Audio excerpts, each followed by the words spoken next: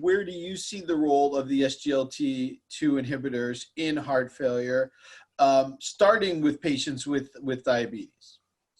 Yeah, it's a great point. I think, you know, and having Steve's perspective on this it's just incredible. And I think, you know, in many ways, because of his advocacy and kind of thinking deeply about our patients and what they need and what they deserve, and the evidence that practitioners need to make the best decisions for the patients they're caring for, you know, the whole world has sort of been transformed, you know, over the last number of years. And I think, to his point, we saw the data in EMPA-REG and CANVAS and then DECLARE, and to his point, and then we saw complementary data also in real world analyses that really showed that the signal for heart failure was incredibly compelling with the SGLT2 inhibitors. And then I think the next piece of the puzzle, if you will, connect all the dots, was the DAPA-HF study. So that was a trial of patients with reduced ejection fraction heart failure on standard background medical therapy, randomized to receive dapagliflozin versus placebo. And it was a large trial, almost 5,000 patients. The standard kind of primary endpoint of cardiovascular death and a hospitalization for urgent heart failure.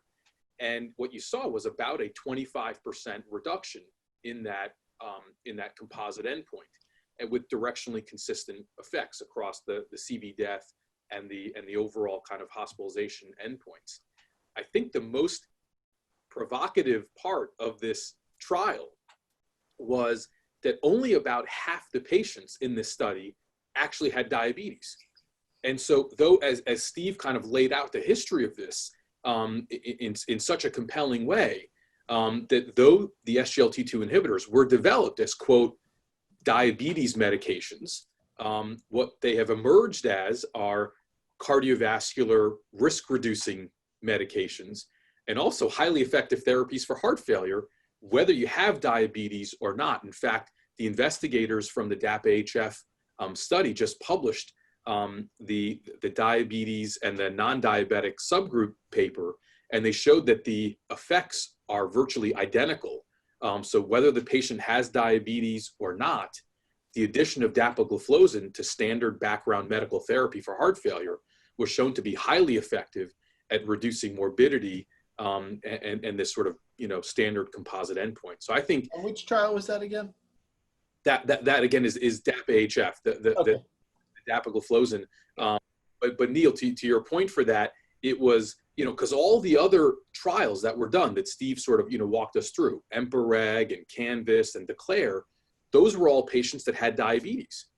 DAPA-HF, again, kind of very provocative. The entry criteria for DAPA-HF was you have to have systolic heart failure. And yes, half the patients had diabetes, but the other half didn't. And the impact of dapagliflozin was consistent whether the patients had diabetes or not. And I think that sort of is the next step as we kind of move to thinking about, you know, what is, quote, best medical therapy for our patient with reduced ejection fraction heart failure. And there, I think, to Steve's point, the SGLT2 inhibitors really have to come, you know, forward amongst a somewhat, you know, crowded field. But after you get through the standard background of beta blocker, ACE inhibitor, MRA, you know, the SGLT2 inhibitors have really emerged, and of course dapagliflozin is the first, but there will be additional studies that, you know, that will follow with empagliflozin and the other SGLT2 inhibitors. And I think we're all sort of eagerly awaiting those results. I think, yeah, Neil, sorry, the one final point that I'll make for that, and I think, you know, this will touch on something that we talked about a little while ago, was, you know, most of what we've talked about thus far in terms of therapy for heart failure, and this is also true of DAPA-HF, has been patients with systolic heart failure. But I think what's also quite important and interesting for the field, for our patients, is the SGLT2 inhibitors are also being trialed in patients with preserved ejection fraction heart failure, where they could potentially represent, if the trials go the way that we all hope they will, the first therapy to actually improve outcomes for that set of patients that up until now have very little kind of by way of evidence-based therapies. So it's a very exciting time, I think.